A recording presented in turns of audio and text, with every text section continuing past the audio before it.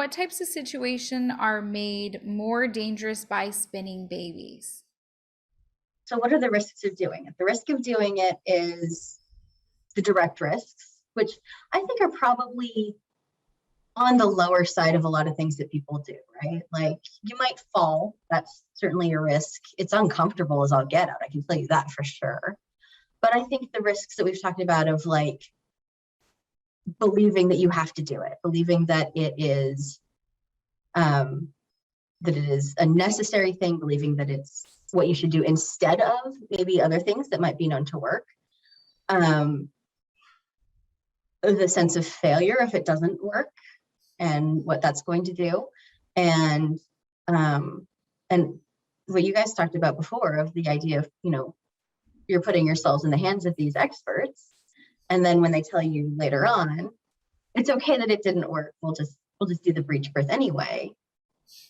I think having a sense that the person who's taking care of you has done their like due diligence and their homework and everything before that makes you more willing to accept the next thing on the list. Yeah.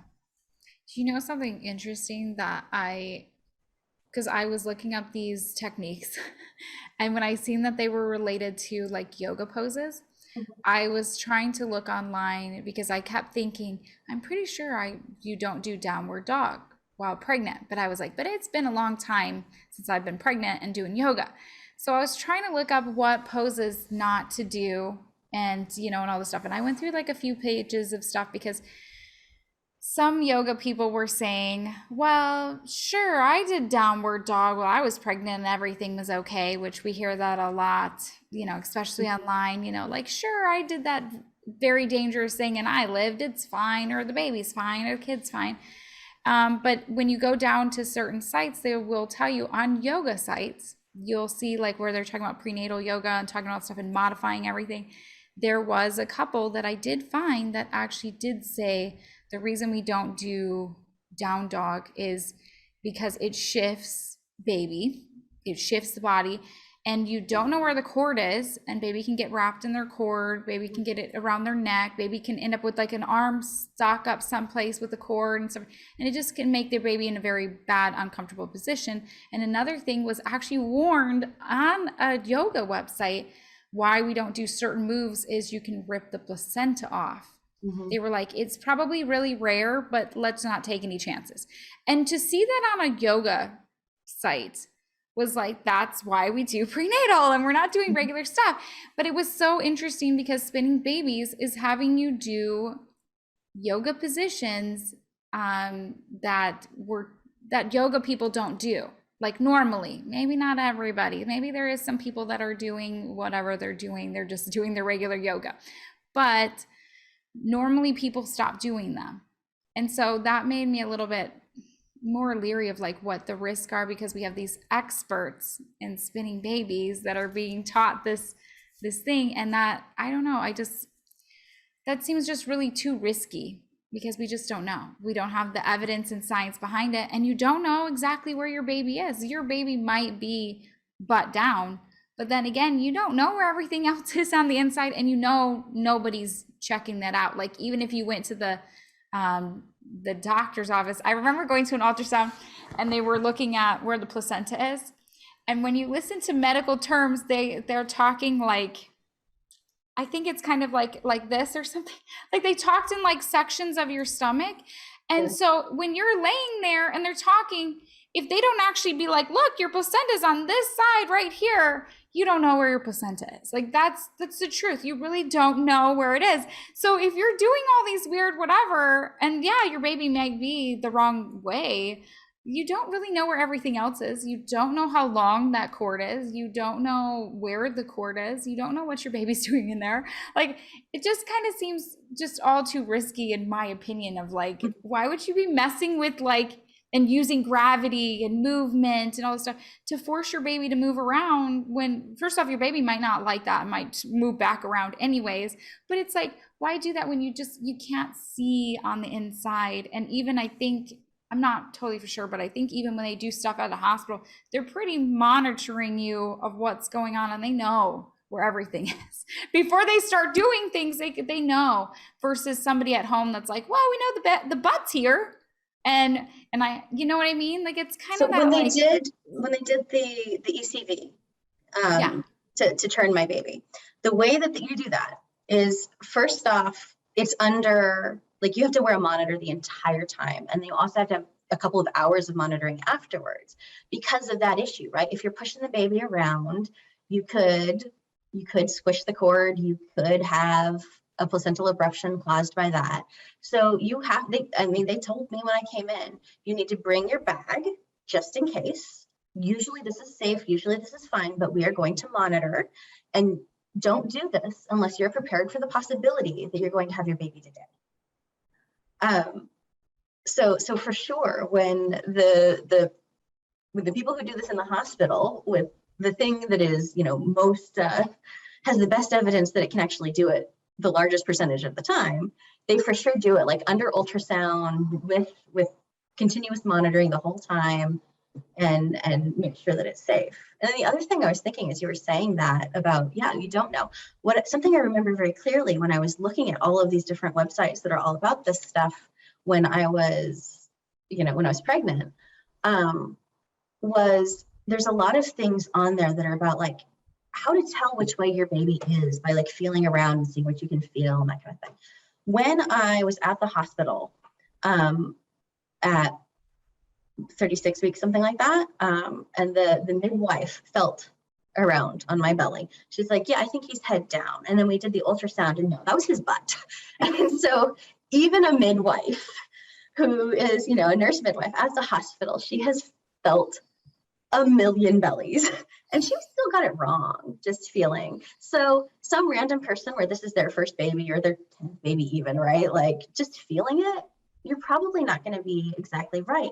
And I don't remember them, like any of these things that were all about getting your baby into the right position, getting your baby to move, cautioning you to find out if your baby was in the right position. Because if it's true that going upside down like that is going to move your baby and get them to flip, if your baby's in the right position, it should increase the chance that they'll go to the wrong position. And I don't remember anything about that being like, you should really like go get an ultrasound to make sure you need this before you try it. Because if you do this and they're already head down, maybe they'll go breech, which seems like, I'm not saying I think that's going to happen. I don't think it works at all. But if it did, then that should be a warning on it. Yeah, I agree. Yeah.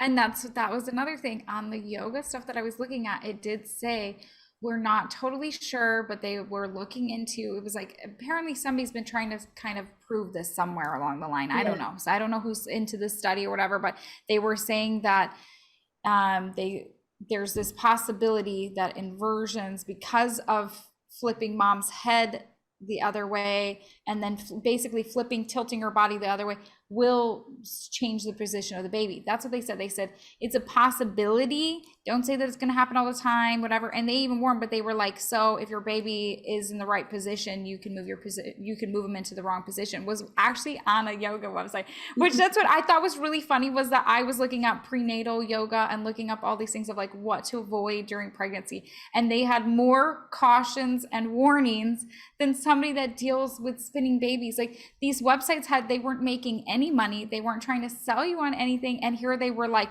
your placenta, your cord, your baby in the wrong position. And also another big thing that they kept stressing was falling. They were really, really big about falling. And there was even a thing like, if you do fall, even if you're not doing yoga, you're whatever, but if you do fall, even on your side, like you didn't even fall on, you fell on your back, please go in and get checked out. And they said that immediately, don't wait. And I was like, wow, I've seen this on yoga websites.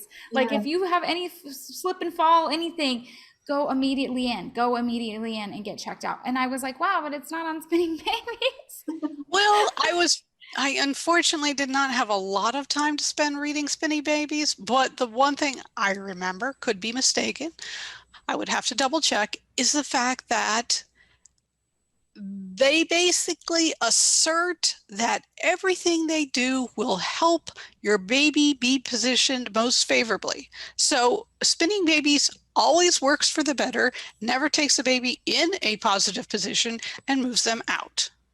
And if I would have to double check, but polyhydramnios, all that excess fluid, is something that causes babies to have a lot of room and the ability to change position far more readily than a normal pregnancy. And somewhere on any page, if they really care, they would say, if you have excess fluid, if you've been diagnosed with polyhydramnios, don't do any of this stuff. Because your baby's going to flop about. Your baby may flop about left, right, sideways, forwards. Plus the fact that your belly is the size of Australia.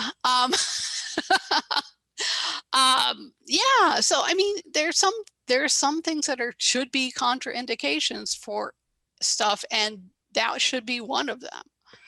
But the other thing is, of course, the fact that as far as spinning babies is concerned, it can only ever help and it could never possibly hurt, which doesn't make sense. Sounds realistic, yeah.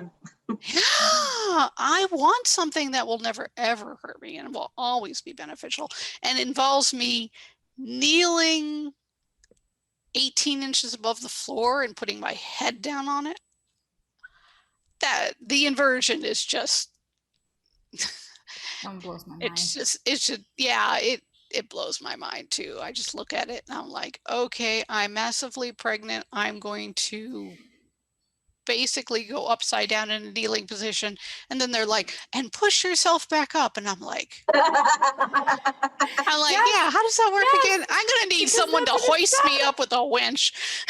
Because it says that on the thing. It says it's not the inversion, because they actually brought up down dog on the site. They were like, this isn't normal down dog. Down dog, it's more restful and peaceful. We're going to do this. It's about the motion of coming up. And then that's where I was like, wait a minute, what? Like, what do you mean it's not the motion of coming up? That's even scarier. Can you imagine that blood rushing after you're big pregnant? You put your head down. Now you're going to like sit back up. You're not supposed to even do that. They tell you like, be careful, even like getting out of bed and stuff like that. Like, take your time, because you could like just fall over. You could probably faint or something. Like, I was like, what? That's literally on there. They're like, just so you know, it's not downward dog. It's the motion of coming back up. And I was like, but it is downward dog. And you're just saying that because if the baby doesn't turn, you can't say, oh, we stole this from yoga, by the way. Like, you know, like, I got to. And what are you trying to do? Shock the baby? That was my other thing, is like, is it like the shock and awe of like your blood flow and the baby's just gonna, oh, that was weird, I better flip the other way. Like, Oh, yeah, my favorite had to be the frozen peas. The Oh my frozen gosh. peas, yeah. Because it's cold and your baby will try to move. What? move away from it. Yes. Yeah. I'm sure that they're going to have a big effect on the temperature inside of you.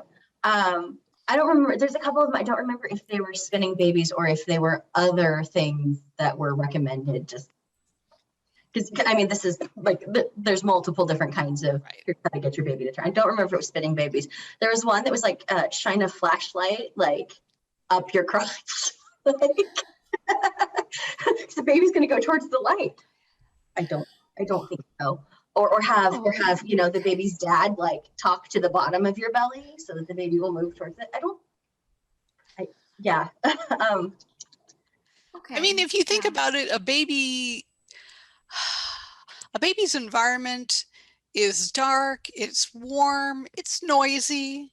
I mean, they have all kinds of things to listen to, your heartbeat, your digestive system kicking in here and there, external noises. And about the only thing I noticed about my babies is that they were most inclined to move when I was sitting still. It's like you lay down, you're like, I'm exhausted, I need rest. And then next thing you know, it's trampoline practice in the uterus. And like, no, I don't think someone talking to the bottom of my belly is going to make a difference. So my son, when he was breech, he was in like a pike position, so like V-shaped with his butt down and his feet up by his those ears. legs up by his ears. Yep. And so when I hold still, what he'd do was like lean back and go both directions out like this. So I could like see his little foot and his back on the other side. Not comfortable, by the way, but that's the one where it's like you can just tell, you know, this baby that's like braced against me on both sides like this. if you turn him, he's not. He's not. Would he use to turn himself with his little bitty arms, which are probably Right. They were inside his legs, right? Because his legs are up under his face. Yeah. I can't imagine, because if you go like this, and even if he's like, even if he turns, it's still like, Yeah. Yeah, you could still get your feet. And I've seen, and if you've seen any of those babies after they're born, their hips are just in such a position, their legs are just straight up. Yep. It takes them weeks to come down. Legs were definitely like up like that. They didn't stay up for a long time, but they were up, and then they were like straight out. And then he could have, after a little while, do like the normal frog lady thing. But that's how he was inside. So he was not going to like tuck and roll. He couldn't. Nope. No, he couldn't. Oh. Once I realized that, like, it made a lot of sense to me why the ECV didn't work. Like, he was braced against me. He was like, yeah, he was not in quote unquote the fetal position, with a nice tucked head, the curved back, the tucked legs. No, he was not ball shaped. He was V-shaped. No. V-shaped. Yeah. And you know what? I wonder how many people actually have that, and maybe either don't know, or maybe they find out somewhere with the hospital or something I wonder how many is actually in a V shape instead, because you can't be the only one that's had this happen. You know what I mean? So that's complete breech or frank breech. I forget. So there's 3 kinds of breech, right? One of them, I think that's frank breech.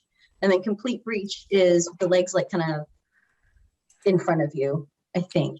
And then footling, of course, is feet first. Yeah. Yeah. And I think that way that he was, with his feet kind of up by his head, I think that's the more. That's frank. Yeah, I think that's the more common breech. See, and then you don't want to turn a baby like that, because I imagine labor like that would be really not only stressful to you, but be stressful to baby, just because they're in a position where it's like they're not all tucked up, and you know what I mean? Like they're. I mean, when your feet are by your ears, you're supposed to present the crown of your head first. Mm-hmm. And if your feet are by your ears, I mean, people talk about having neutral hand, and it's like, you have neutral feet. How is that supposed to work? Poor babies. Yeah. I'm glad that he was not born that way. I will say. I ended up being put. Actually, the thing that I thought about a lot is, you ever, when your kids are little and you're undressing them and you pull the shirt off and it gets stuck on their head like this? And every time that happened with me, I was like, I'm so glad you had a C-section. Yeah, the babies with the giant noggins, I just look at them when they're in their strollers or with their parents, and I just look at them, and you just kind of look, and you're like, I hope that was a C-section. Well, the other benefit, though, of that is he's 6 now, and he thinks it is hilarious that he was born butt first. Like, 6-year-olds think that is the funniest thing they have ever heard in their lives. I can see that. I like I think my mom was actually born breech, and so my mom was told her birth story by my grandma, where she was like, "You were just telling the world to kiss your butt." Like literally, that's something, and that's how she told the story, was like, you were just like a kiss your butt kind of baby, and and you just were feisty before you were born, and and I'm like, okay, like that was kind of the thing. And my brother, my last brother, because there's 5 of us, my mom had everybody no epidural, because that was like scary back in the day. They were really, really freaked out that epidurals hurt your baby. So my mom, of course, was like, oh, I can't do that. But when my mom went to have my brother, he turned in the middle of labor. My mom, this is her last baby, was like, something's wrong, and they didn't like believe her, and she's like, no, something's wrong. And he turned in just the right way, where probably something kind of similar to what you're saying was that he ended up kind of in this weird position, and they said that if she would have pushed, because it wasn't like his head or it was like he would have just broke his back because of the way he was at. And so luckily she was like, she was experienced, and she was like, something's wrong with my baby, you know, you need to get the doctor. And the nurse was like, no, no, no, you're fine. She's like, no, something's wrong. And it started going off on the monitor that something was happening. Right. And so they went, and the doctor came in right away and was like, we have to get the baby out. And so she ended up with an emergency C-section. For her last baby. And for her last baby. And so of course that was kind of the thing, is he happened to turn, and I guess when he, in the middle of labor, he turned and he was like going kind of like some weird breech position in the middle of labor. And so I was like, I didn't even know that was a thing. My mom was like, I guess it happens, but luckily, because they caught it and whatever, he's alive. My mom's alive. Like, he went like somehow like into my mom's spine. Like, it was really weird of what happened. He did something in the middle, and my mom was like, yeah, I knew something was wrong. And thankfully the doctor believed her and all this stuff. But yeah, but it ended up with that kind of thing. And later on, now that we've, you know, I've had my C-section, my mom never imagined that I would end up with C-sections. Mhm. So when my mom was like, if I would have thought that this was like kind of more normal, she's like, I would have never let you have a home birth. I would have told you to have it in the hospital, because then at least I know you'd have a C-section right there. She was like, I didn't know. We didn't know about transfers. We didn't know about how long it takes to get a baby out. We didn't know any of that stuff. But she was like, if I thought this was more normal, she said, I just thought I was that freak accident that happened. And she didn't realize a lot of people have C-sections for a lot of things, you know? So she was like, I would have never let you have a baby at home. I would have never told you that was okay. Well, part of it's So, generational, because yeah. my mom's reaction to my son being in the NICU was pretty obvious. And yeah, she was not concerned. She was alarmed. But she's old enough to remember way back when things didn't always go so well for women and their babies. So yeah, so a lot of it is this kind of generational thing where we've gotten to a point where happy endings happen way more often than they used to, and people have they've forgotten, you know. I forgot. And also the other thing that probably isn't helping is the insistence on having a happy birth story. And it's like, yeah, it's okay to have a happy birth story if you're being honest about it. Mhm. But it's better to have honest birth stories about what really happens. And so if things don't go, 100%, it's okay to include the parts that were not so happy. I mean, let's be realistic. I mean, that's the one thing I kind of get mad about people who are like, yeah, you're fear mongering. It's like, no, because fear mongering would be me saying, I had a stat C-section. My son could have died without it. And you should worry that that's going to happen to you. That's fear mongering. I'm like, if you don't have any reason to believe that's going to happen to you, then, chill. You're fine until proven otherwise. It's like, yeah, I was fine probably right up until my son flunked his 20-minute test strip when we got admitted to the hospital. That's the first time we had anything was not going so well. But until then, I mean, you were talking about you were blissfully happy during your pregnancy. I had a trouble-free pregnancy. I can't say I was blissfully happy, but kind of envious there. But yeah, no, pregnancy was fine. Everything was fine.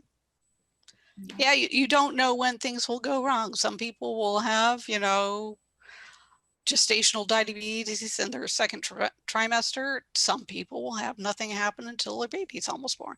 So yeah, it just happens whenever.